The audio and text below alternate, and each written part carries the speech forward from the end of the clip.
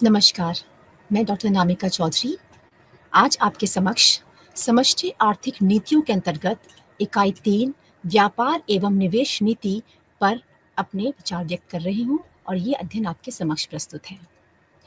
इस इकाई को पढ़ने के बाद आप इस योग्य होंगे कि अंतर्राष्ट्रीय व्यापार में आयात प्रतिस्थापन औद्योगिकरण और निर्यात प्रेरित समृद्धि के 2 दृष्टिकोणों को स्पष्ट कर सकें।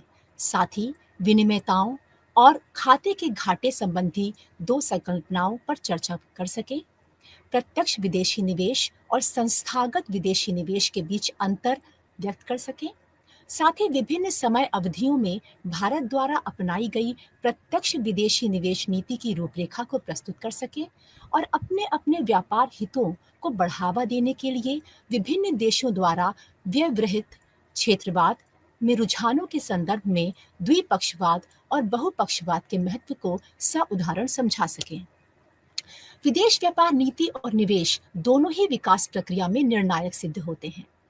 आयात पक्ष में देखा जाए तो विदेश व्यापार अर्थव्यवस्था की समृद्धि हेतु अनिवार्य प्रौद्योगिकी, प्रबंधकीय विशेषज्ञता एवं मध्यवर्ती उत्पाद प्राप्त करने में मददगार होता है।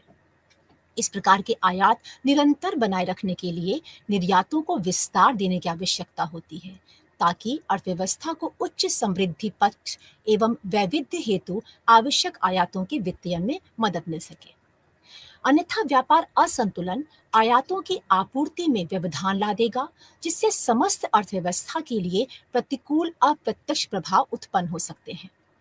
अतः व्यापार नीति में सर्वोपरि सरोकार इस भांति निर्यातों को प्रोत्साहित करना होता है, जिससे कि अर्थव्यवस्था को समृद्धि हेतु आवश्यक आयातों के वित्तीयन में कोई कठिनाई न आए। संस्थागत नवप्रवर्तन, संगठनात्मक पुनर्संरचना एवं नीति पहल आदि अनेक ऐसे साधन हैं जो विदेश व्यापार के वांछित दीर्घ अवधि उद्देश्यों की पूर्ति में मददगार साबित होते हैं। इन सब में नीति का आधिपत्य देखा जाता है, क्योंकि यदि नीति पहले समुचित रूप से समस्वरित नहीं होगी तो इससे घरेलू उत्पादकों को अनुचित संकेत मिलने शुरू हो जाएंगे। यह समान रूप से प्रत्यक्ष विदेशी निवेश यानी कि एफडीआई के साथ साथ विदेशी पोर्टफोलियो निवेश यानी कि एफपीआई और जिससे संस्थागत विदेशी निवेश यानी एफआईआई नीतियों पर भी समान रूप से लागू होता है। इस इकाई में आयात प्रतिस्थापन नीतियों एवं निर्यात प्रेरित समृद्धि रणनीतियों के बीच भेद करने में यहाँ से प्रारंभ होता है। तदुपरांत वर्ष 1991 से पूर्व व 1991 के उपरांत भारत में अपनाई जाने वाली विदेश व्यापार नीति तथा भारत में अब तक अपनाई जा रही प्रत्यक्ष विदेशी निवेश एवं संस्थागत विदेशी निवेश नीतियों को स्पष्ट करती है। किसी भी अर्थव्यवस्था के लिए विदेशी व्यापार में वस्तुओं एवं सेवाओं का अंतर्मुखी एवं बहिर्मुखी आवागमन शामिल होता है, जो कि एक देश से दूसरे देश को विदेशी मुद्रा विनिमय के बहिर्मुखी एवं अंतर्मुखी प्रवाह में परिणत होता है। वर्तमान समय में देखा जाए तो अंतर्राष्ट्रीय व्यापार नीति विकास रणनीति का एक अति महत्वपूर्ण हिस्सा है। किसी भी अर्थव्यवस्था के लिए आर्थिक समृद्धि, रोजगार सृजन एवं गरीबी उन्मूलन के एक प्रभावी साधन के रूप में इसे प्रयोग किया जा सकता है। आयात प्रतिस्थापन औद्योगिकरण, इसको समझते हैं। यह एक ऐसी व्यापार नीति है कि किसी भी विकासशील देश को अपने आयात किए जाने वाले उत्पादों के स्वदेश में ही उत्पादित अनुकल्प लाने का प्रयास करना चाहिए। एक आर्थिक विकास रणनीति जो द्वितीय विश्व युद्ध की समाप्ति से 1960 के दशक के मध्य तक व्यापक प्रयोग में रही। 1960 के दशक में अपनी पराकाष्ठा पर यह अफ्रीका, एशिया व विशेषकर लैटिन अमेरिका में विकासशील देशों द्वारा अपनाई गई। इस दृष्टिकोण को प्रेबिश सिंगर परिकल्पना द्वारा प्रभावित किया गया, जिसके अनुसार हम जानते हैं कि प्राथमिक उपयोग वस्तुओं की कीमत विनिर्मित वस्तुओं की कीमत के सापेक्ष कालांतर में गिर जाती है और जिसके परिणाम स्वरूप ऐसे देश जो प्राथमिक उत्पाद आधारित अर्थव्यवस्था है उनका व्यापार शर्त अपकश शुरू हो जाता है। इससे बचने के लिए ही भारत समेत अनेक विकासशील देशों ने उक्त व्यापार नीति अपनाई। एक घरेलू औद्योगिक आधार को बढ़ावा देने की कोई सक्रिय औद्योगिक नीति आयात प्रतिस्थापन औद्योगिकरण है, जिसके 3 प्रमुख सिद्धांत हैं। पहला, एक घरेलू औद्योगिक आधार को बढ़ावा देने की एक सक्रिय औद्योगिक नीति। दूसरा, व्यापार के समक्ष संरचनात्मक अवरोध। और तीसरा, एक मौद्रिक नीति जो बहुविध मुद्रा विनिमय दरों द्वारा विदेशी मुद्रा विनिमय का नियंत्रित वितरण करती है, जिससे कि जो माध्यमिक पूंजीगत वस्तुएं हैं उनके आयात को एक दिशा मिल सके। भारत में सन 1950 के उत्तरार्ध में देखा जाए तो राज्य समर्थित आयात प्रतिस्थापन व्यापार नीति का मुख्य अंश बन गया। भारत के भुगतान शेष समस्याओं के एक दीर्घ अवधि समाधान के रूप में अभिकल्पित अल्प अवधि समस्याओं को इस बड़ी आयात नियंत्रण व्यवस्था के साथ साथ एक वृहद स्तरीय अंतर्वाह हेतु प्रबंध करके सुलझाया गया।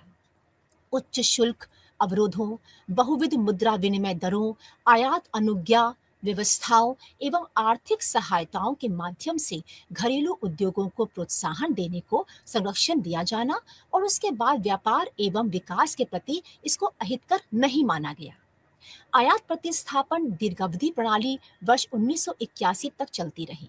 भारत में आयात प्रतिस्थापन औद्योगिकरण नीति का ऐसा प्रयोग तभी से बाजार संकेंद्रण, उत्पादन की उच्च इकाई लागत, वस्तुओं की निकृष्ट गुणवत्ता, मुद्रा के अधिमूल्यांकन, उत्पादन में अत्यधिक सरकारी हस्तक्षेप आदि में परिणत होने वाला माना जाने लगा, जो कुल मिलाकर एक तरह से निर्यात विरोधी पूर्वाग्रह में वृद्धि करने लगा।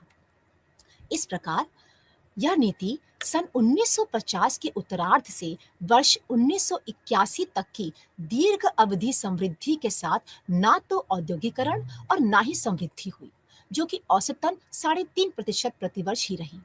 1980 के दशकोपरांत निर्यात प्रेरित समृद्धि के अंगीकरण के साथ ही ऐसा हुआ कि अर्थव्यवस्था ने सन 1990 के उत्तरार्ध तक उत्तरोत्तर 5.5% की एक तीव्रतर दीर्घावधि औसत वार्षिक दर से विकसित होना शुरू कर दिया, जबकि समृद्धि दर बढ़कर 7% के आंकड़ा पार कर गई।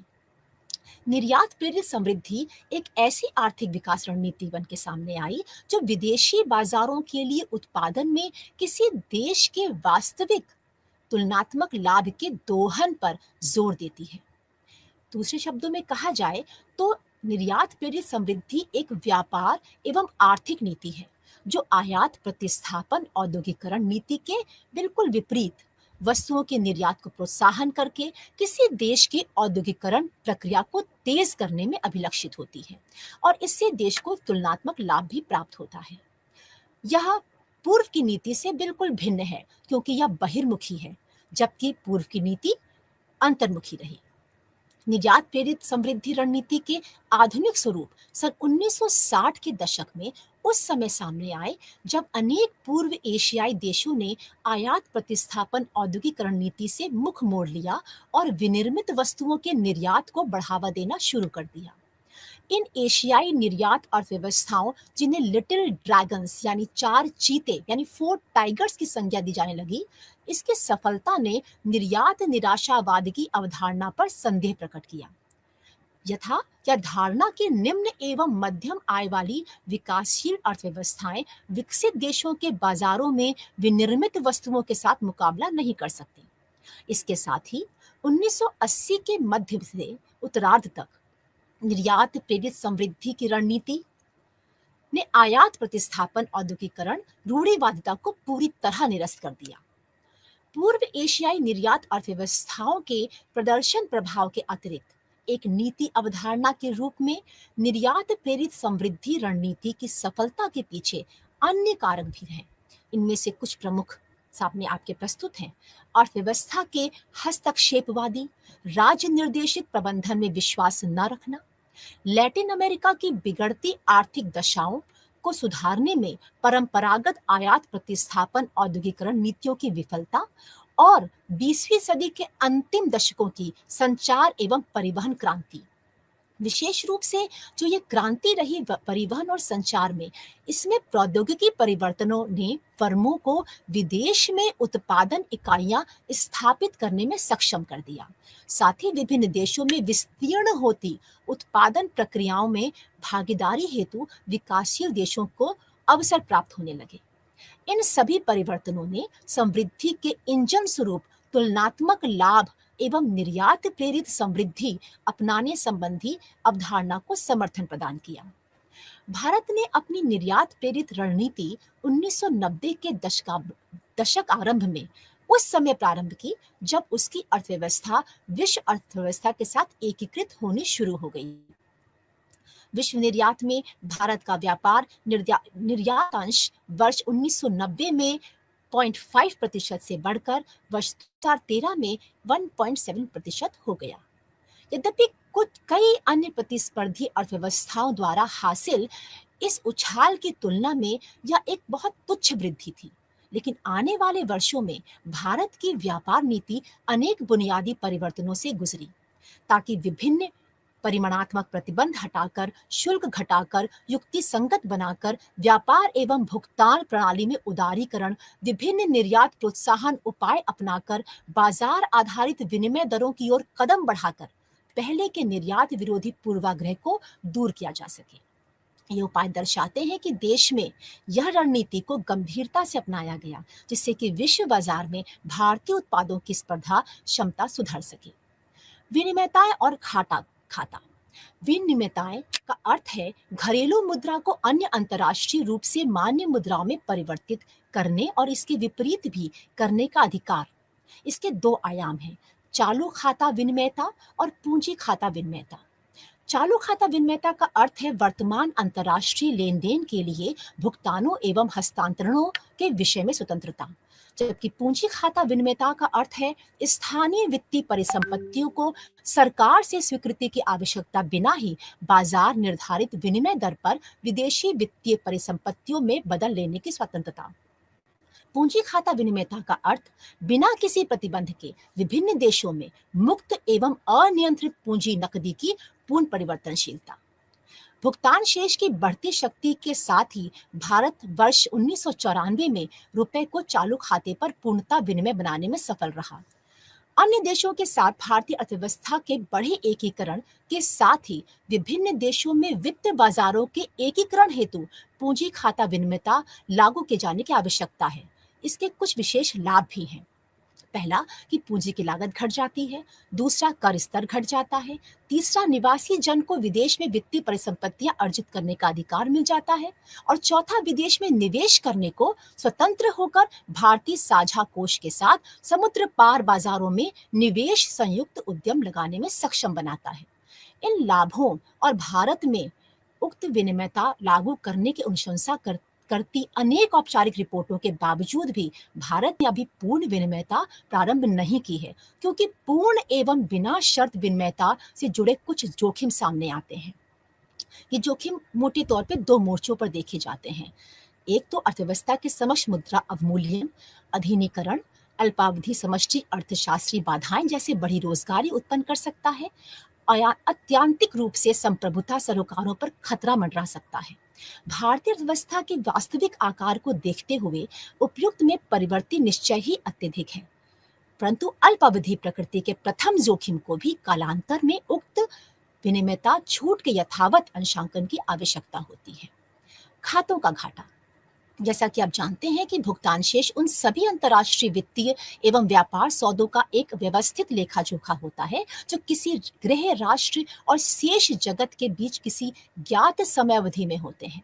निर्यात घटा आयात यानी कि x-m के रूप में इसको परिभाषित किया जाता है और ये 3 प्रकार के होते हैं, व्यापार खाता घाटा, चालू खाता घाटा और पूंजी खाता घाटा। जो वस्तु व्यापार घाटा है वो वस्तु निर्यात की अपेक्षा जब वस्तु आयात अधिक होता है, इसे कहते हैं। चालू खाता घाटा शेष जगत को राष्ट्र की ऋणग्रस्तता में वृद्धि का संकेत देता है। पूंजी खाता घाटा यह दर्शाता है कि देश का दीर्घ अवधि स्वास्थ्य बिगड़ रहा है। दोनों को ध्यान में रखते हुए भुगतान शेष चालू खाता घाटे और पूंजी खाता घाटे के कुल योग के रूप में परिभाषित किया जाता है, यानी कि भुगतान शेष घाटा बराबर चालू खाता घाटा जोड़ पूंजी खाता घाटा। प्रत्यक्ष विदेशी निवेश को समझते हैं। प्रत्यक्ष विदेशी निवेश यानी कि एफडीआई प्रवाह प्रौद्योगिकी, कौशल एवं यथाकदा बाजार सुलभता के साथ भी पूंजी के रूप में दिखाई पड़ते हैं। अधिकांश विकासशील देश इसलिए बहुराष्ट्रीय कंपनियों एवं प्रत्यक्ष विदेशी निवेश के प्रति एक अभिनंदनकारी भाव दर्शाते हैं, क्योंकि यह पूंजी संचय बढ़ाकर, प्रौद्योगिकी परिवर्तन लाकर, दक्षता बढ़ाकर, भुगतान शेष में सुधार लाकर, निर्यात में वृद्धि करके घरेलू अर्थव्यवस्था में निवेश की समग्र कुल राशि में वृद्धि करते हैं, विश्व बाजारों की सुलभता को बढ़ाते हैं, निवेश पर संसाधन संरोध के मोचन में मदद आदि द्वारा समृद्धि को प्रोत्साहित करते हैं। भारत की प्रत्यक्ष विदेश निवेश नीति 3 प्रमुख चरणों से गुजरी है। 1950 से 1980। इस दौरान भारतीय और विदेशी उपक्रम के बीच कोई भेदभाव नहीं किया जाएगा। लाभ प्रेषण हेतु विदेशी निवेशकों को सुविधाएं दी जाएं। किसी विदेशी उपक्रम के राष्ट्रीयकृत हो जाने की स्थिति में यथा योग्य मुआवजा दिया जाए। 1956 के उद्योग नीति प्रस्ताव में विदेश पूंजी के प्रति विचार भाव अपरिवर्तित ही रहे। इस चरण में विदेशी निवेश नीति व्यापक रूप से सरकार एवं एकाधिकार विदेशी हितों, विशेषकर पारदेशीय निगमों के बीच संघर्ष द्वारा निर्धारित हुई। विदेशी मुद्रा विनिमय अधिनियम 1972 यानी कि फेरा ने लाभांशों की घोषणा एवं प्रेषण के संबंध में विदेशी कंपनियों पर प्रतिबंध लगाए। द्वितीय चरण 1980 से 1991। यह अवधि उदारीकरण प्रक्रिया का दौर रहा। उद्योग नीति के दृष्टिकोण से उद्योगों का अनुज्ञानिस्तीकरण तथा वर्ष 1969 के एकाधिकारवादी एवं प्रतिबंधकारी व्यापार व्यवहार यानी MRTP अधिनियम को समाप्त कर दिया गया। वर्ष 1977 के उद्योग नीति विज्ञप्ति ने विशेष रूप से यह स्पष्ट कर विदेशी सहयोग को हतोत्साहित किया कि प्रौद्योगिकी का अंतर्वाह केवल ऐसे जटिल और अन्य अग्रतर प्राप्त क्षेत्रों में अनुमति होगा जहां भारतीय प्रौद्योगिकी पर्याप्त रूप से विकसित न हुई हो। तृतीय चरण 1991 के उपरांत। वर्ष 1991 की नई उद्योग नीति की घोषणा के साथ ही प्रत्यक्ष विदेशी निवेश में एक नया अध्याय शुरू हुआ।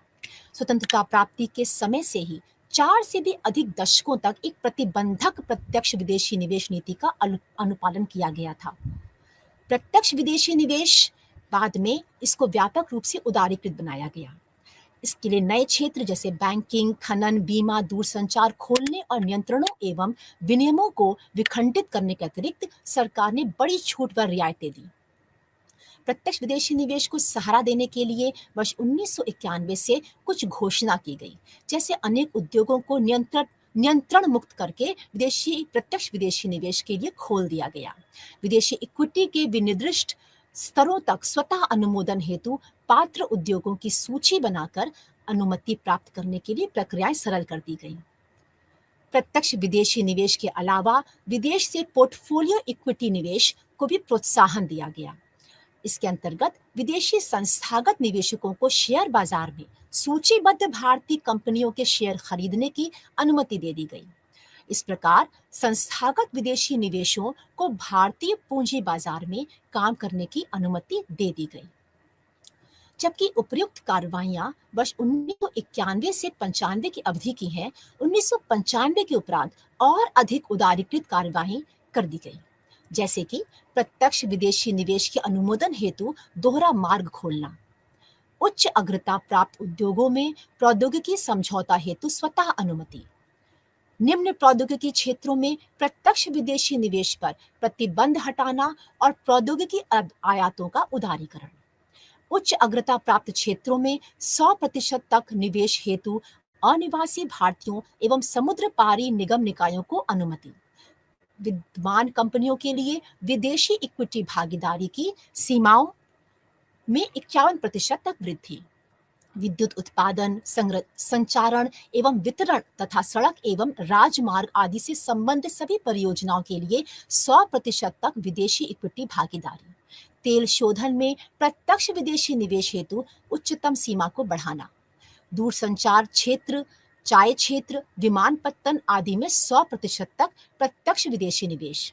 हाल ही के वर्षों में यानी कि 2014 में सिवाय रक्षा के, जहां प्रत्यक्ष विदेशी निवेश सीमा 49% रखी जाती है, अधिकांश क्षेत्रों में स्वचालित मार्ग के तहत 100% तक प्रत्यक्ष विदेशी निवेश की अनुमति देने हेतु एक निवेशक हितैषी प्रत्यक्ष विदेशी निवेश नीति लागू की गई। जिससे कुछ क्षेत्र में प्रत्यक्ष विदेशी निवेश पूर्णतः अभी भी प्रतिबंध है। ये है फुटकर व्यापार, परमाणु ऊर्जा, लॉटरी, स्थावर संपदा व्यापार, चिटफंड व्यापार, सिगरेट निर्माण आदि। वर्ष 2016 में सरकार ने पण्य क्षेत्र ई कॉमर्स हेतु 100% प्रत्यक्ष विदेशी निवेश की अनुमति दे दी। प्रत्यक्ष विदेशी निवेश नीति का परिणाम यह हुआ कि वर्ष 1991-92 और 2015-16 के सकल घरेलू निवेश और सकल घरेलू उत्पाद का प्रतिशत स्वरूप प्रत्यक्ष विदेशी निवेश तेजी से बढ़ा है। इस विस्तार के बावजूद भारत में प्रत्यक्ष विदेशी निवेश अंतर्वाह एशिया के अन्य देशों की अपेक्षा अभी भी कम ही है।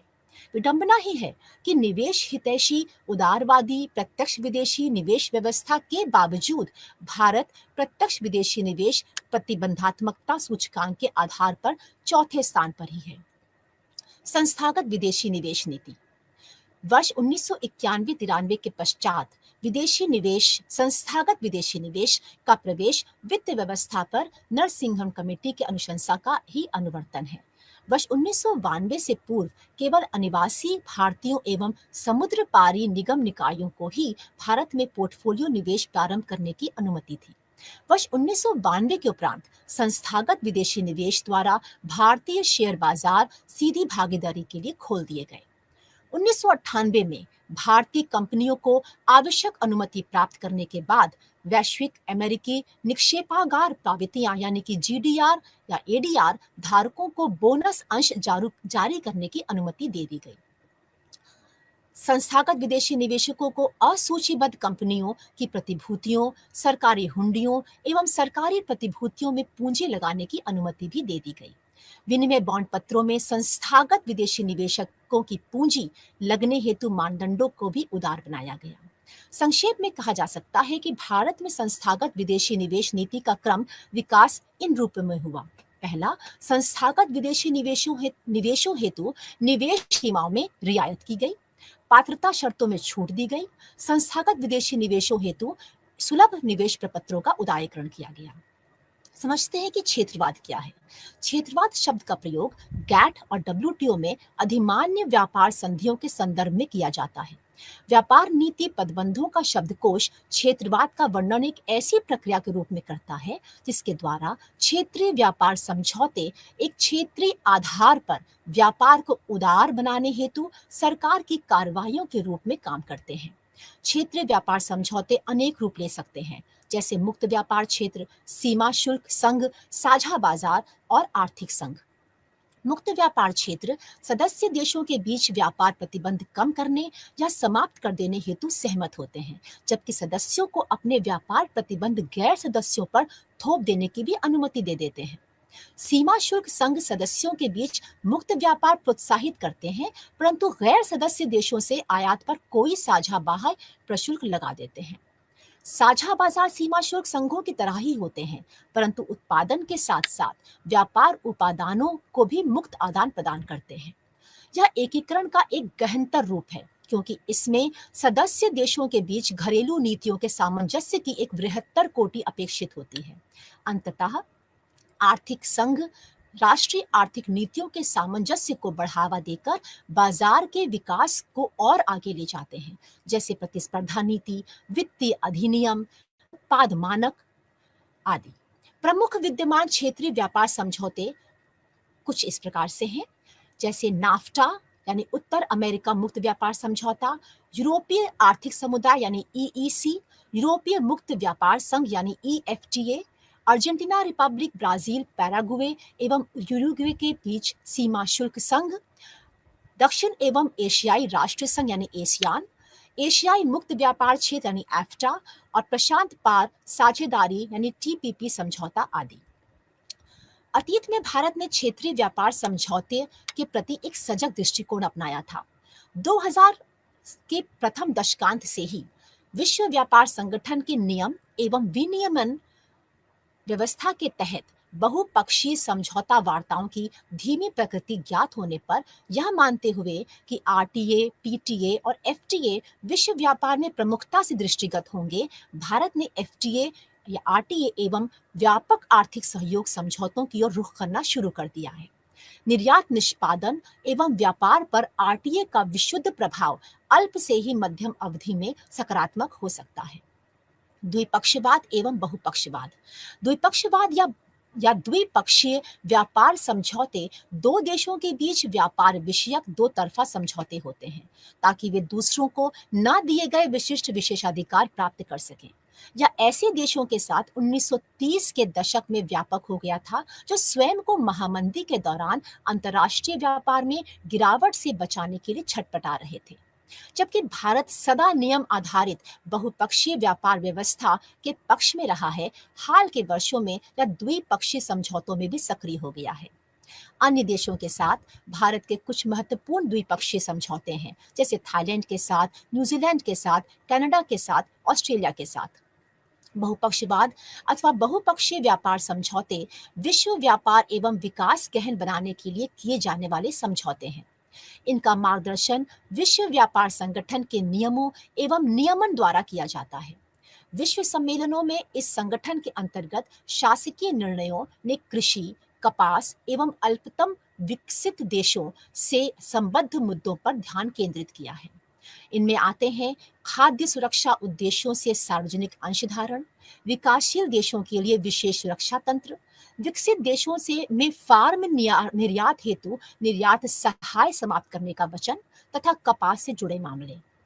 सेवाओं के क्षेत्र में उक्त देशों के साथ अधिमान्य व्यवहार पर इन देशों से निर्यात करने के लिए किस प्रकार लाभदायक हो सकता है, इसको निर्धारित करने के लिए मापदंड भी विश्व व्यापार संगठन में निर्णय लिए गए हैं। इस इकाई के पश्चात हम आज समष्टि आर्थिक नीतियों की चौथी इकाई को प्रारंभ करते हैं, जो है श्रम कानून एवं विनियमन। इस इकाई को के अध्ययन के पश्चात आप श्रम नीति के उद्देश्यों का वर्णन कर पाएंगे, भारत में श्रम कानूनों की रचना की ऐतिहासिक पृष्ठभूमि का निरूपण कर पाएंगे, संगठित क्षेत्र के कामगारों को प्रभावित करने वाले विभिन्न श्रम कल्याण कानूनों पर चर्चा, साथ ही संगठित एवं असंगठित क्षेत्रों के कर्मियों के लिए सामाजिक सुरक्षा व्यवस्था की व्याख्या कर सकेंगे। पिछले कुछ समय से भारत में प्रारंभ जो भी श्रम सुधार उपाय लिए जा रहे हैं, उनके उदाहरण के साथ उनका स्पष्टीकरण कर सकेंगे और भारत में श्रम की मांग तथा रोजगार सृजन को बढ़ावा देने के लिए औद्योगिक विवाद अधिनियम 1947 में आवश्यक प्रतीत हो रहे संशोधनों की पहचान कर सकेंगे।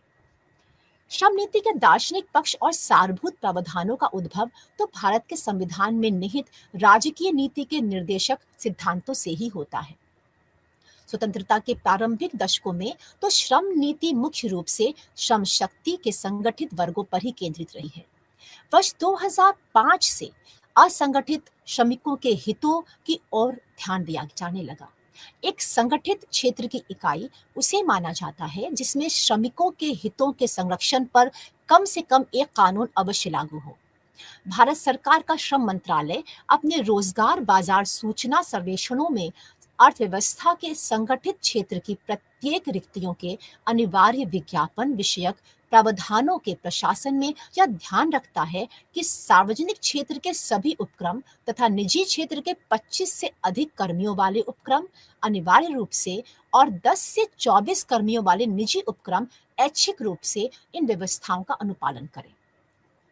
उद्योगों का वार्षिक सर्वेक्षण भारत में औद्योगिक सांख्यिकी संग्रहण करता है और इसमें फैक्ट्री अधिनियम 1948 के अंतर्गत पंजीकृत सभी उद्यमों की जानकारी संकलित होती है।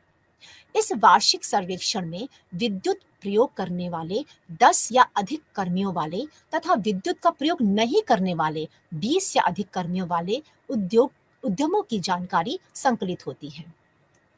समय की आवश्यकताओं और योजनाबद्ध आर्थिक विकास तथा सामाजिक न्याय के तकाजों के अनुरूप भारतीय श्रम नीतियों का विकास क्रम चलता रहा है। अनेक प्रकार के विधायी प्रयास निर्देशक सिद्धांतों के तकाजों के उत्तरोत्तर रूप से पूरा करने के लिए श्रम नीतियों में विविधताएं समाहित करने के प्रमाण हैं। किसी भी श्रम नीति का ध्येय ऐसे वातावरण का निर्माण होता है जो श्रमिक प्रबंधन सहयोग में सहायक हो सके। आइए समझते हैं कि स्वतंत्रता पूर्व भारत में श्रम नीति किस प्रकार की रही। जिस समय 1929 में गठित शाही श्रम आयोग ने अपनी रिपोर्ट 1931 में प्रस्तुत की, उस समय भारत का श्रमिक वर्ग पर्याप्त रूप से संगठित नहीं था। कर्मियों और नियोक्ताओं के बीच एक तनावपूर्ण संबंध रहता था, जिसका फलस्वरूप कभी हड़ताल, कभी तालाबंदी के रूप में सामने आता था। ऐसे में आयोग ने अनुशंसा की कि श्रमिक संघों को सौदेबाजी का अधिकार होना चाहिए, श्रम कल्याण कार्यालय, मजदूरी बोर्ड और कार्य समिति का गठन हो, प्रसव हित लाभ कानून बने, आवासीय सुविधाओं की व्यवस्था हो और विवादों के विषय में स्थायी वैधानिक निपटान तंत्र का गठन हो। अतः भारत में प्रारंभिक दौर में अधिकांश श्रम नीतियां इसी शाही आयोग की अनुशंसाओं से ही प्रवाहित होती रहीं। आगे चलकर द्वितीय विश्व युद्ध में श्रम की दशाएं सुधार कर युद्ध की जरूरतों को पूरा करने के लिए उत्पादकता बढ़ाने पर ध्यान दिया गया। युद्ध के बाद प्राथमिकताओं में बदलाव आया, कर्मियों के जीवन स्तर में सुधार और भारतीय उद्योगों की बढ़ती हुई जरूरतों को पूरा करने के लिए कौशल संपन्न कर्मियों की आपूर्ति को बनाए रखने पर ध्यान दिया जाने लगा। श्रम नीति के क्षेत्र में एक बड़ा निर्णायक कदम श्रम जांच समिति 1944 का गठन रहा। इसे मजदूरी, रोजगार, आवास और फैक्ट्रियों में काम की दशाओं से जुड़े प्रश्नों पर विचार करना था। इस समिति ने अपनी रिपोर्ट 1946 में जब प्रस्तुत की तो उसमें सिफारिश की गई कि दुर्घटनाएं कम करने के लिए एक सुरक्षा संहिता या नियमावली हो, काम पर चोट लगने, काम से जुड़ी बीमारियों के लिए सरकारी बीमा योजना और प्रसव हित लाभ की व्यवस्था हो, महंगाई भत्ते को निर्वाह लागत सूचक से जोड़ा जाए और श्रम संघों को मान्यता प्रदान दी जाए। इस प्रकार से ये एक अनुभव किया गया कि श्रमिक वर्ग को संतुष्ट रखे बिना औद्योगिक विकास संभव नहीं हो पाएगा। इसलिए राष्ट्रीय श्रम नीति की रचना कर गंभीरता पूर्वक विचार किया जाना चाहिए। तब श्रम मंत्रालय ने औद्योगिक उपक्रमों में कार्य की दशाओं, स्वास्थ्य, क्षेम तथा सुरक्षा आदि के आधारभूत श्रम मानकों की रचना के लिए एक 4 वर्षीय श्रमिक कार्यक्रम की रचना की। इस कार्यक्रम के अंतर्गत कुछ प्रयास किए गए, जिसमें समय की बदलती हुई जरूरतों के अनुसार वर्तमान श्रम कानूनों में संशोधन, ठेका श्रम प्रणाली का उन्मूलन या कम से कम उसका नियमन अवश्य हो, रोजगार एक्सचेंज कार्यालय सभी कामगार वर्गों को सुलभ हो, कर्मियों के लिए न्यायपूर्ण कार्य की शर्तों का विधान हो, पसीना बहाने वाले यानी मेहनत वाले जो उद्यमों हैं उनमें मजदूरी नियत हो, महंगाई भत्ते को तर्कपूर्ण बनाकर उचित मजदूरी व्यवस्था लागू की जाए और एक औद्योगिक स्वास्थ्य बीमा व्यवस्था का सूत्रपात किया जाए।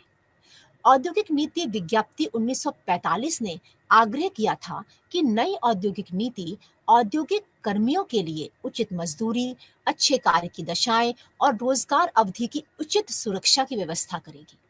1950 में विधेयित स्वतंत्र भारत के संविधान ने तो स्पष्ट रूप से सभी कर्मियों के लिए एक अच्छी कार्य एवं निर्वाह दशाएं, एक निर्वाहक्षेम मजदूरी और सामाजिक सुरक्षा व्यवस्था के निर्देश दिए।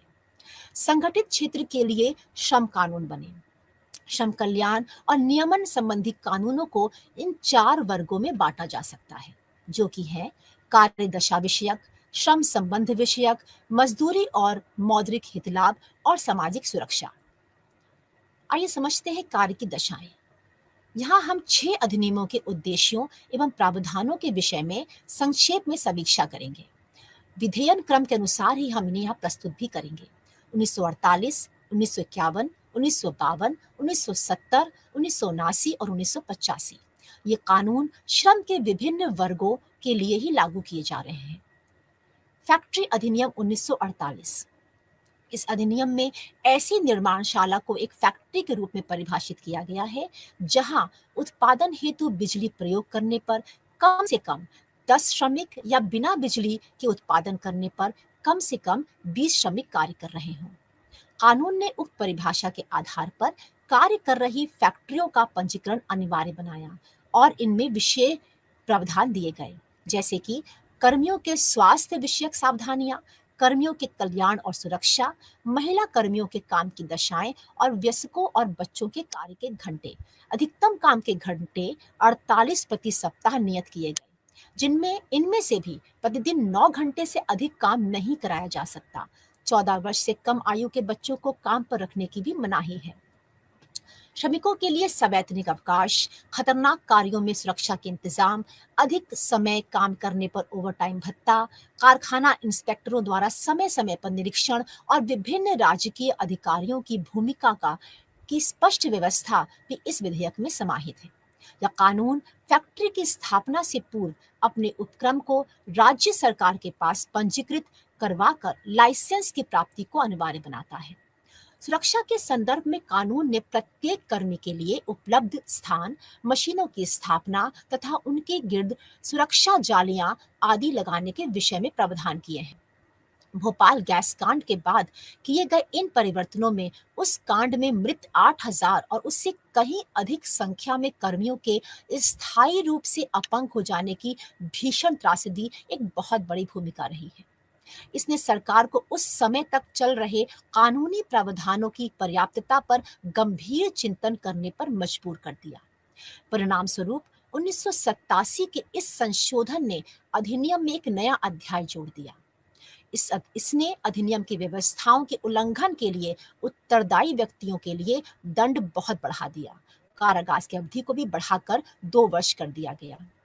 फैक्ट्री विधेयक 2005 का ध्येय पर्याप्त सुरक्षा व्यवस्थाओं, विश्राम स्थलों, सम्मान एवं सुरक्षा, उत्पीड़न से सुरक्षा आदि की व्यवस्थाएं करने पर महिला कर्मियों की नियुक्ति की अनुमति प्रदान करना था।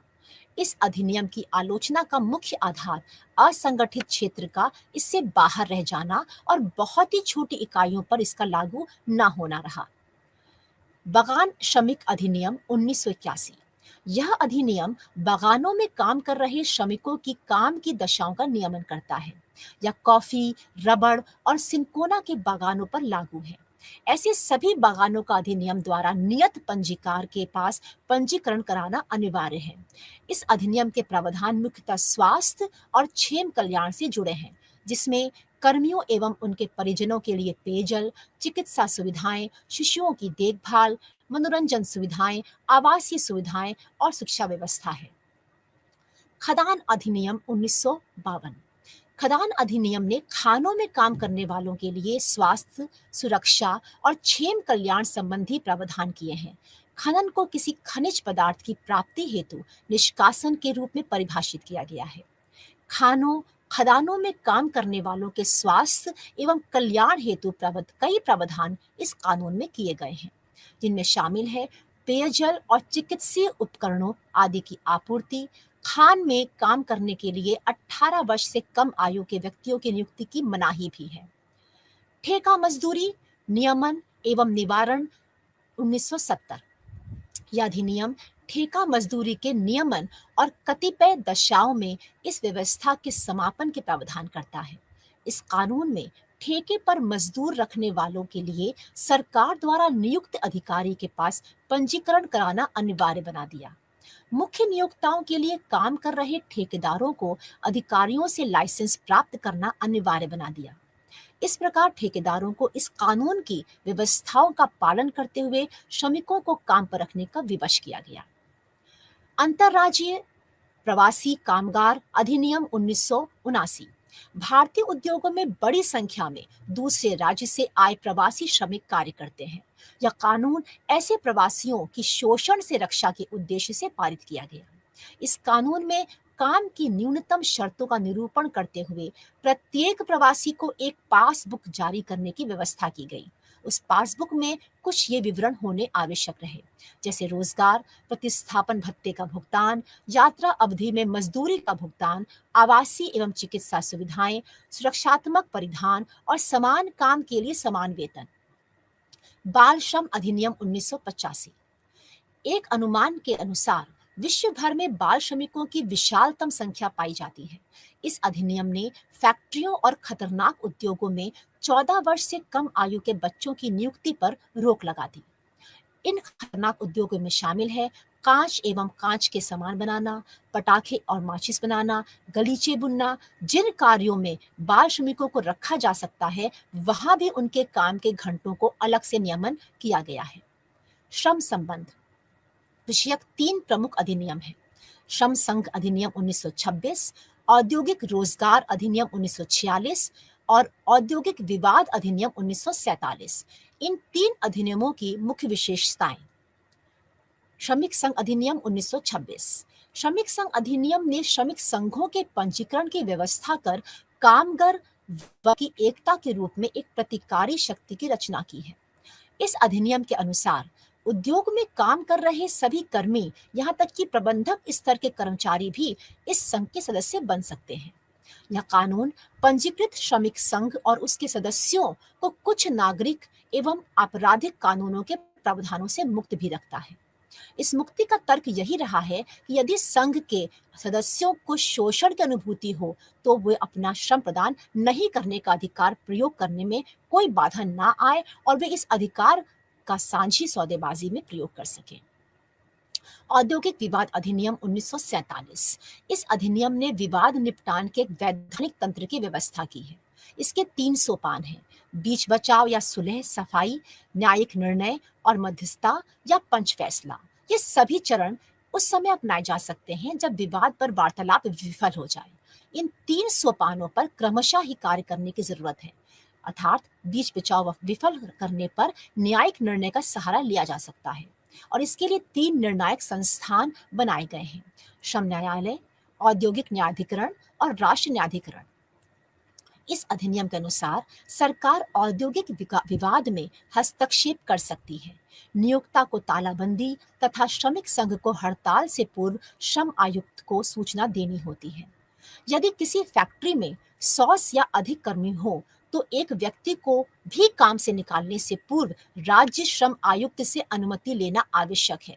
वैसे 1976 के एक संशोधन ने यह संख्या 100 से बढ़ाकर 300 कर दी थी, किंतु यह श्रमिक संख्या 1982 में वापस 100 कर दी गई। इस प्रकार कानून की परिधि में आने वाली प्रत्येक कंपनी के लिए भी किसी भी श्रमिक को काम से निलंबित करना असंभव प्राय हो गया है। मजदूरी एवं मौद्रिक हित लाभ। यहाँ हम 4 अधिनियमों की मुख्य विशेषताओं पर चर्चा करेंगे। ये है मजदूरी भुगतान अधिनियम 1936, न्यूनतम मजदूरी अधिनियम 1948, बोनस भुगतान अधिनियम 1965 तथा समान प्रतिफल अधिनियम 1976। मजदूरी भुगतान अधिनियम 1936 यह औपनिवेशिक शासन द्वारा बनाए गए प्रारंभिक श्रम कानूनों में से एक है, जिसका ध्येय सुनिश्चित करना था कि श्रमिकों को समय पर मजदूरी मिले, भुगतान उस समय प्रचलित सिक्कों में हो तथा मजदूरी में से कोई गैर अनुमति कटौती ना की जाए। न्यूनतम मजदूरी अधिनियम 1948। इस कानून में अनुसूचित प्रकार के रोजगारों में न्यूनतम मजदूरी निर्धारण, उसकी पुनः समीक्षा, परिवर्तन और उसे प्रभावी रूप से लागू किए जाने का प्रावधान है। इसका ध्येय श्रमिकों का शोषण रोकना है। यह मजदूरी के मामले में स्त्री और पुरुष कर्मियों में भेद नहीं करता। न्यूनतम मजदूरी स्थिर आवधिक हो सकती है या फिर कार्य अनुसार, जिसके साथ नियत आवधिक मजदूरी सुनिश्चित होनी चाहिए। साथ ही ओवर टाइम काम की दर भी निर्धारित की जाती है। न्यूनतम वेतन का भुगतान करना तो नियोक्ता के लिए अनिवार्य होता है। इस अधिनियम की सबसे बड़ी त्रुटि तो बस यही है कि बड़ी और मध्यम आकार की इकाइयों में तो इसका पालन होता है, किंतु छोटी इकाइयां न्यूनतम मजदूरी के भुगतान से बच निकलती हैं। एक अन्य त्रुटि श्रमिकों को न्यायसंगत मजदूरी के भुगतान में स्पष्ट होती है। परिणाम स्वरूप इस कानून को लागू नहीं किया जा सका है। बोनस भुगतान अधिनियम 1965। इस कानून का ध्येय उद्योग की उपलब्धियों के नियोक्ता एवं कर्मी के बीच विभाजन की एक रूपरेखा की रचना करना है।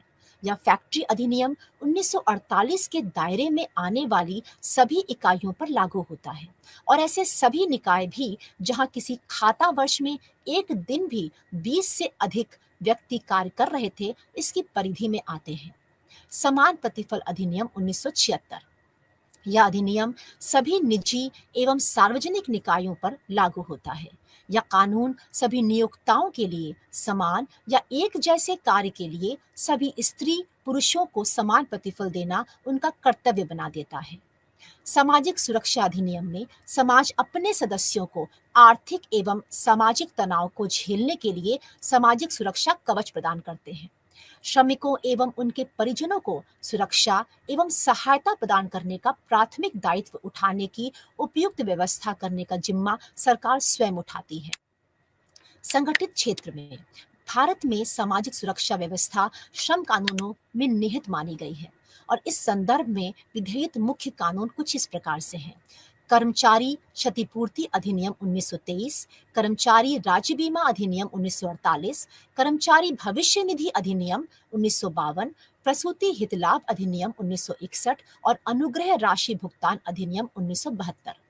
कर्मचारी क्षतिपूर्ति अधिनियम 1923 रोजगार के दौरान लगी चोट तथा व्यवसाय से जुड़ी रुग्णता आदि के कारण आई अपंगता या मृत्यु पर यह कर्मचारी और उसके परिवार को क्षतिपूर्ति का प्रावधान करता है। यह कानून इन कार्यों में लगे कर्मियों के हितार्थ बनाया गया है। फैक्ट्रियों, खानों, बागानों, रेल कर्मियों के कुछ वर्गों, मशीन चालित वाहनों, निर्माण कार्यों तथा कुछ जोखिमपूर्ण कार्य। अनेक प्रशासकीय कठिनाइयों के कारण इस कानून का क्रियान्वयन त्रुटिपूर्ण ही रहा है। कर्मचारी राज्य बीमा अधिनियम 1948 यह भारत का प्रमुख सामाजिक बीमा अधिनियम है। यह सभी फैक्ट्री कर्मियों पर लागू होता है। कर्मचारियों के लिए राजकीय बीमा योजना का संचालन करने का दायित्व कर्मचारी राज्य बीमा निगम नामक स्वायत्त संस्थान को सौंपा गया है। इस अधिनियम का कार्य क्षेत्र विस्तृत करके दुकानों, होटलों, रंगशालाओं, भोजनालयों, छवि ग्रहों के कर्मचारियों को भी चिकित्सा सुविधा तथा मृत्यु की दशा में परिवार को नकद हित लाभों का प्रावधान कर दिया गया है। स्थायी रूप से अपंग हो गए बीमाधारी सपरिवार जीवन पर्यंत निशुल्क पूर्ण चिकित्साई देखरेख के अधिकारी होते हैं। बीमाधारी की मृत्यु के पश्चात भी परिजनों को यह सुविधा मिलती रहती है। कर्मचारी भविष्य निधि अधिनियम 1952 इन कानून ने फैक्ट्रियों और 20 या अधिक कर्मियों वाले सभी प्रतिष्ठानों के कर्मचारियों के लिए अनिवार्य भविष्य निधि का प्रावधान किया है। इसके अंतर्गत 3 योजनाएं प्रारंभ की गई हैं। कर्मचारी भविष्य निधि योजना 1952, कर्मचारी जमा संबंधित बीमा योजना 1976 और कर्मचारी पेंशन योजना 1995। ईपीएस 1995 का ध्येय वृद्धावस्था में निर्वाह और कर्मचारी के निधन पश्चात उसके आश्रितों के भरण पोषण की व्यवस्था करना है। इसके अंतर्गत कर्मचारी को 33 वर्ष की सेवा के बाद सेवानिवृत्त के समय उसके आधार वेतन के 50% के समान पेंशन मिलती है। प्रसूति हित लाभ अधिनियम 1961 यह कानून बच्चे के जन्म से पूर्व और पश्चात की अवधि में प्रसूता की आय का संरक्षण करता है। इसके अंतर्गत 3 दशाओं के लिए हितलाभ नियत किए गए हैं: प्रसव, गर्भपात और गर्भावस्था के कारण शारीरिक व्याधियां। प्रसव हितलाभ संशोधन अधिनियम 2017 ने बच्चा गोद लेने वाली माता के लिए गोद लेने की तिथि से 12 सप्ताह के अवकाश की अधिकारिता नियत कर दी है। अनुग्रह राशि भुगतान अधिनियम 1972 कर्मचारियों को सेवा से निवृत्ति पर एक अनुग्रह राशि के भुगतान का प्रावधान है। यह कानून सभी 20 या अधिक कर्मियों वाली फैक्ट्रियों, बागानों, खान खदानों, दुकानों और प्रतिष्ठानों के कर्मचारियों के लिए इस अनुग्रह भुगतान का नियमन करता है। असंगठित क्षेत्र भारतीय श्रम शक्ति का एक विशाल बहुमत जो असंगठित या अनौपचारिक क्षेत्र में कार्य कर रहा है, जहां आय न्यून तथा सामाजिक असुरक्षा उच्च स्तर पर रहती है। केवल 8% श्रम शक्ति को ही संगठित क्षेत्र में संरक्षण और सामाजिक सुरक्षा सुलभ है। इस भीषण त्रुटि को ध्यान में रखते हुए भारत सरकार ने 2004 में राष्ट्रीय असंगठित क्षेत्र के उद्यम आयोग NCEUS का गठन किया। इस आयोग की सिफारिशों के अनुसार असंगठित श्रमिक सामाजिक सुरक्षा अधिनियम 2008 पारित किया गया। इस कानून में इन विषयों पर असंगठित कर्मियों के लिए क्षेम कल्याण योजनाएं बनाने का प्रावधान किया गया, जैसे जीवन एवं अपंगता, स्वास्थ्य एवं प्रसूति हित लाभ, वृद्धावस्था पेंशन। सरकार द्वारा इन कार्यों के निमित्त अनेक योजनाएं प्रारंभ की गई, जैसे इंदिरा गांधी राष्ट्रीय वृद्धावस्था पेंशन योजना, राष्ट्रीय पारिवारिक हित लाभ योजना, जननी सुरक्षा योजना, आम आदमी बीमा योजना, राष्ट्रीय स्वास्थ्य बीमा योजना, जनश्री बीमा योजना आदि। इन सब के अतिरिक्त सरकार ने अटल पेंशन योजना तथा प्रधानमंत्री जीवन ज्योति बीमा योजना नाम की 2 अन्य सामाजिक सुरक्षा योजनाएं प्रारंभ की हैं, जिनका लाभ असंगठित श्रमिकों सहित देश के सभी निवासी उठा सकते हैं। दुकान एवं प्रतिष्ठान अधिनियम। भारत सरकार की उपर्युक्त योजनाओं के अतिरिक्त देश में दुकान एवं प्रतिष्ठान अधिनियम भी लागू है। सभी राज्यों ने अपने अपने स्तर पर किंतु समान प्राय से कानून बनाए हैं। यद्यपि परिवहन और बीमा क्षेत्र में कुछ बड़े प्रतिष्ठान भी कार्य कर रहे हैं, किंतु अधिकांश कर्मचारी तो असंगठित क्षेत्र की दुकानों और प्रतिष्ठानों में ही काम करते हैं। यह कानून सभी छोटे बड़े दुकान प्रतिष्ठान आदि पर लागू है। नवीन श्रम सुधार उपाय। एक हाल ही में किए गए सर्वेक्षण में विनिर्माण क्षेत्र की मध्यम दर्जे की फर्मों ने औद्योगिक विवाद अधिनियम के अंतर्गत सेवा मुक्ति के प्रावधानों को समृद्धि के पथ की एक बड़ी बाधा बताया है और कहा है कि विभिन्न श्रम कानूनों के अनुपालन भी बहुत जटिलतापूर्ण है। भारत में श्रम कानूनों की बहुलता और उनके पालन में कठिनाइयों को सदा ही औद्योगिक विकास में एक बड़ी बाधा माना गया है। कानूनों के सुचारू अनुपालन और व्यवसाय करने की सुविधा को बढ़ावा देने के ध्येय से सरकार ने अनेक श्रम सुधार उपायों को सूत्रपात किया है। इन कानूनों में संशोधन कर इन्हें श्रम बाजार के बदलते हुए तकाजों से संगतिपूर्ण बनाने का प्रयास है। इस बात को ध्यान में रखकर राजस्थान जैसी राज्य सरकारों ने कानून के अति कठोर प्रावधानों को निरस्त कर निवेशकर्ताओं का व्यवसाय संचालन कार्य सुगम बनाने का प्रयास प्रारंभ किया है। इनके सुधार या संशोधन इन 3 श्रम कानूनों पर केंद्रित है: औद्योगिक विवाद अधिनियम, फैक्ट्री अधिनियम और ठेका मजदूरी अधिनियम। उदाहरणार्थ, औद्योगिक विवाद अधिनियम की धारा 25 के का संशोधन करके कर्मचारी छंटनी के लिए सरकार की पूर्व अनुमति की सीमा बढ़ाकर 300 कर्मियों की उपस्थिति कर दी गई है। साथ ही प्रत्येक पूर्ण सेवा वर्ष के लिए 15 दिन का वेतन तो देना ही है। पहले उसे 3 मास के वेतन के स्थान पर नोटिस दिया जाता है। संशोधन ने नोटिस के स्थान पर 3 मास के वेतन का प्रावधान को निरस्त कर दिया है और वेतन का भुगतान अनिवार्य बना दिया है। इसी प्रकार फैक्ट्री अधिनियम की धारा 2 को उदार बनाते हुए बिजली द्वारा काम करने पर न्यूनतम संख्या 20 तथा बिना बिजली के उत्पादन करने पर यह संख्या 40 कर दी गई है। ठेका मजदूरी अधिनियम 1970 के अतिरिक्त अंतर्गत प्रतिष्ठान की परिभाषा को बदलकर उक्त कानून को उन्हीं पर लागू कर दिया गया है जहां 50 या अधिक ठेका मजदूर हैं, जहां अभी तक यह सीमा 20 श्रमिक की थी। यह उपयुक्त परिवर्तन तो राज्य स्तर यानी राजस्थान की पहल है, पर केंद्रीय सरकार ने भी कुछ ऐसे श्रम सुधार उपाय अपनाए हैं, जैसे कि प्रशिक्षु कर्मी अधिनियम 1961 में संशोधन करके 2014 में ही उसे उद्योग जगत और युवा जगत के प्रति अधिक संवेदनशील बनाया गया है। प्रशिक्षु प्रोत्साहन योजना द्वारा विनिर्माण क्षेत्र के मध्यम, छोटे और अति छोटे उद्यमों को भी प्रशिक्षु कर्मी रखने को प्रोत्साहित किया गया है। सरकार उन उद्यमों के लिए एक नया और समरूप कानून लाने की दिशा में सक्रियता पूर्वक कार्य कर रही है, जो इनकी कार्य दक्षता सुनिश्चित करते हुए उत्पादकता सुधार कर बड़े स्तर पर रोजगार सृजन भी करेगा। समस्याओं के शीघ्र समाधान द्वारा औद्योगिक विकास के लिए एक उपयुक्त वातावरण का निर्माण करने के उद्देश्य से श्रम सुविधा सिंह द्वार नाम से एक एकीकृत श्रम सिंह द्वार योजना प्रारंभ की गई है, जिसकी विशेषता है एक विशिष्ट श्रम पहचान अंक LIN का निर्धारण, स्व सत्यापित सरल ऑनलाइन विवरण भरना, श्रम निरीक्षण को पारदर्शी बनाने के लिए निरीक्षण के 72 घंटों के भीतर निरीक्षण की रिपोर्ट वेबसाइट पर प्रदर्शित करना, कर्मचारी राज्य बीमा अधिनियम के अंतर्गत बीमित व्यक्तियों को मिलने वाली सेवाओं को डिजिटाइज करना, ताकि नियोक्ताओं द्वारा जमा कराए गए बकाया योगदान, विभिन्न हित लाभों की अधिकारिताओं और दाखिल किए गए दावों की नवीनतम स्थिति की जानकारी मिल सके।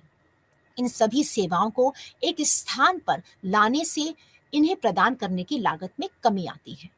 कर्मचारी भविष्य निधि से जुड़े कर्मचारियों को एक विशेष सर्वग्राही खाता संख्या UAN प्रदान करने का डिजिटाइजेशन कार्यक्रम है। इससे प्रत्येक खाताधारी अपने खाते तथा उसमें उससे सभी भुगतानों की जानकारी ऑनलाइन पा सकते हैं।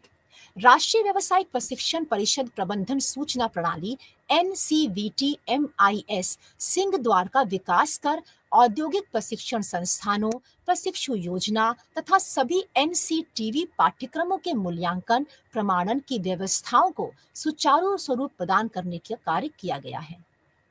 एक राष्ट्रीय प्रगति क्रम सेवा NCS को भी एक मिशन के रूप में चलाया जा रहा है, ताकि राष्ट्रीय रोजगार सेवा सभी रोजगार इच्छुकों का ऑनलाइन पंजीकरण कर उन्हें रिक्तियों के विषय में जानकारी, रोजगार क्रम विषयक परामर्श एवं मार्गदर्शन के साथ साथ कौशल विकास योजनाओं और प्रशिक्षण सुविधाओं की जानकारी प्रदान कर सके। सार संक्षेप, इस इकाई में संगठित एवं असंगठित क्षेत्रों के कर्मियों के भेद स्पष्ट करते हुए संगठित क्षेत्र के कर्मचारियों के लिए कार्य की शर्तों, कर्मचारी संबंधों, मौद्रिक हित लाभों और सामाजिक सुरक्षा के मुख्य प्रावधानों पर चर्चा की गई है। यह भी ध्यान दिलाया गया है कि अधिकांश श्रमिक असंगठित क्षेत्र से ही रोजी रोटी कमाते हैं। फिर भी 2005 से पूर्व उनके लिए कोई सामाजिक सुरक्षा व्यवस्था विद्यमान नहीं थी। हाँ, उस वर्ष के बाद से ऐसी व्यवस्था की रचना की दिशा में कुछ प्रयास अवश्य किए गए हैं। एक अन्य बात भी महत्वपूर्ण रही है कि कर्मचारियों को काम से निकाले जाने के विषय में औद्योगिक विवाद, फैक्ट्री तथा ठेका मजदूरी आदि विषयक अधिनियमों के प्रावधानों ने एक ऐसे वातावरण का निर्माण कर दिया था जिसमें रोजगार सृजन नहीं हो पा रहा था। इस समस्या का निदान करते हुए राज्य सरकारों द्वारा इन कानूनों में किए गए कुछ संशोधनों के उदाहरण भी इकाई में दिए गए हैं। साथ ही अनेक कानूनों को प्रशासकीय दृष्टि से सरल बनाने तथा लाभार्थियों को तुरंत जानकारी सुलभ करा पाने जैसे सुधार भी कर्मचारी राज्य बीमा और कर्मचारी भविष्य निधि अधिनियमों में किए गए हैं। ये श्रम अधिनियम जो यहाँ पे आपके सामने इस इकाई 4 में प्रस्तुत किया गया, इसके विवरण को इस उद्देश्य से रखा गया जिससे कि इस अध्याय को पढ़ने के बाद आप श्रम नीति के उद्देश्यों का वर्णन कर सकें। आप भारत में जो श्रम कानूनों की रचना है, उसकी जो पृष्ठभूमि है उसका निरूपण कर सकें। संगठित क्षेत्र और असंगठित क्षेत्र में जो कर्मी काम कर रहे हैं, उनके लिए जो सामाजिक सुरक्षा की व्यवस्था की गई है, जो नियमन उनके लिए लागू किए गए हैं, उन पर चर्चा कर सकें, विभिन्न श्रम कल्याण कानूनों को समझ सकें और कुछ समय से भारत में जो भी श्रम सुधार उपाय किए जा रहे हैं, उनका विभिन्न राज्यों में उदाहरण के साथ स्पष्टीकरण कर सकें। भारत में श्रम की मांग को लेकर और रोजगार के सृजन को बढ़ावा देने की आवश्यकता तो है, जिसके लिए औद्योगिक विवाद अधिनियम में जो भी संशोधन किए गए हैं, उसको भी आपके समक्ष प्रस्तुत किया गया है। साथ ही जो आपका इकाई 3 में जो हमने व्यापार नीति पढ़ा, उसमें आयात प्रतिस्थापन औद्योगिकरण को समझा कि ये एक अंतर्मुखी रणनीति है, वहीं पर जो निर्यात समृद्धि रणनीति ये एक बहिर्मुखी रणनीति है। साथ ही भारत ने लगभग 4 दशकों तक प्रत्यक्ष विदेशी निवेश के प्रति सीमित और सचेत अविस्फीति के साथ प्रथम रणनीति अपनाई, जिसके पश्चात उसने परिवर्ती रणनीति को अपनाया और बहिर्मुखी नीति को अपने नीति में शामिल किया। सन 1980 के दशक उपरांत और फिर 1990 के दशकोत्तर में अर्थव्यवस्था की समृद्धि इस तथ्य का प्रमाण है कि परवर्ती रणनीति पूर्ववर्ती यानी कि आयात प्रतिस्थापन औद्योगिकरण की रणनीति से श्रेष्ठ है। प्रत्यक्ष विदेशी निवेश हेतु अपनाई गई नीतियों के फलस्वरूप भी लगभग 4 दशकों तक प्रदर्शित सचेत रवैये और 1990 के दशकोपरांत वर्षों में अपनाए गए अभिनंदनीय निर्णय में एक सुस्पष्ट स्थानांतरण देखा गया और भारत के निवेश नीति के संदर्भ में यह विकास पथ पर भी देखा गया कि व्यापार के विषय में भारत सदा अभेदकारी बहुपक्षवाद में विश्वास करता रहा है। तथापि भारत एवं विश्व व्यापार संगठन में अल्पमत विकसित देशों के हितों पर समझौतों की कठिनाइयों के चलते हाल के वर्षों में FTA, RTA पीटीए की ओर एक संगठित स्थानांतरण स्पष्ट दिखाई दे रहा है। इसी के साथ इकाई 3 और इकाई 4 को समाप्त करते हुए जो खंड 1 की समष्टिगत आर्थिक नीतियां हैं वो आज समाप्त होती हैं। नमस्कार।